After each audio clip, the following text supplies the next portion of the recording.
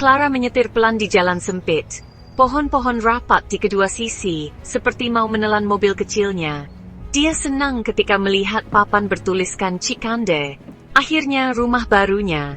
Clara memarkir mobilnya di halaman pondok kecil. Catnya mengelupas, tapi halamannya bagus. Dia bisa memperbaikinya, membuatnya terasa seperti rumah. Mungkin awal baru inilah yang dia butuhkan. Tempat baru untuk melupakan. Chikande kecil dan tenang. Orangnya ramah, tapi ada yang aneh. Clara tidak tahu apa itu. Dia memutuskan untuk menjelajahi hutan di belakang pondoknya. Udara terasa berat dan sunyi. Satu-satunya suara hanyalah daun-daun kering yang terinjak kakinya. Lalu dia melihatnya. Sebuah sumur, tua dan terbuat dari batu abu-abu gelap. Dindingnya tertutup tanaman merambat. Clara merasa tertarik padanya. Rasa dingin merayap di punggungnya.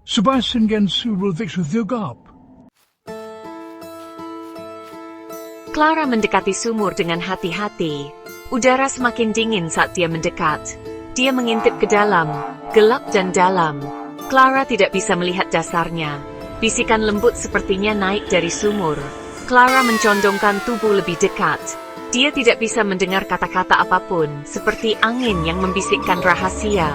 Clara mundur selangkah. Dia merasa gelisah. Tempat ini aneh. Dia harus pergi, tapi sesuatu menahannya di sana. Sumur itu sepertinya memanggilnya. Bisikan itu semakin keras. Clara merasa harus bicara. Aku hanya ingin bahagia, katanya pelan. Aku sangat kesepian. Dia menutup mata dan membuat permohonan. Aku berharap seseorang untuk dicintai. Seseorang untuk berbagi hidupku. Bisikan itu berhenti. Tiba-tiba angin bertiup kencang menggoyangkan daun-daun di sekitarnya. Clara membuka matanya. Dia merasa bodoh. Berharap pada sumur? Konyol sekali. Clara berbalik dan bergegas kembali ke pondoknya. Dia tidak bisa menghilangkan perasaan bahwa dia telah melakukan sesuatu yang salah. Sesuatu yang sangat salah. Keesokan harinya sebuah truk pindahan tiba di Chikande. Clara memperhatikan dari jendelanya saat truk itu berhenti di rumah kosong di ujung jalan. Seseorang pindah.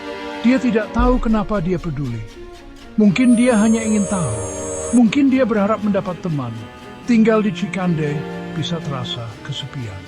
Sore harinya, Clara melihatnya. Pria tinggi berambut gelap dengan mata hijau yang mencolok. Dia sedang membawa kotak dari truk pindahan. Mata mereka bertemu dan dia tersenyum. Clara cepat-cepat memalingkan muka, jantungnya berdebar kencang. Namens? Hei malam tut prebisit me. Aku terus melihat wajah agak gelapan. Mata hijaunya seperti menembusku. Dia berguling-guling. Hei Gus, lalu berguling. Aku melihat seorang wanita tua dengan senyum kejam. Wajahnya keriput dan matanya seperti pecahan es. Dia mengenakan selendang dan jari-jarinya penuh dengan cincin aneh. Wanita tua itu tertawa cekikikan dan suaranya membuat Clara merinding. Penduduk desa memanggilnya Mak Comblang. Aku terbangun sambil tersentak, jantungku berdebar kencang. Itu hanya mimpi, pasti. Tapi jauh di lubuk hati aku tahu yang sebenarnya. Ini bukan mimpi biasa. Ini sebuah peringatan. Keesokan paginya, Clara menemukan hadiah di depan pintunya. Sebuket bunga. Bunganya indah dan aneh. Clara belum pernah melihat yang seperti itu sebelumnya. Dia membawa bunga itu ke dalam dan menaruhnya di air. Saat Clara merangkai bunga, dia melihat kartu kecil terselip di antara kelopaknya. Kartu itu bertuliskan, "Ini untukmu, dari pengagum rahasiamu." Gini dari ayah. Pikiran itu merasa aneh. Tiba-tiba telepon berdering. Clara tersentak kaget.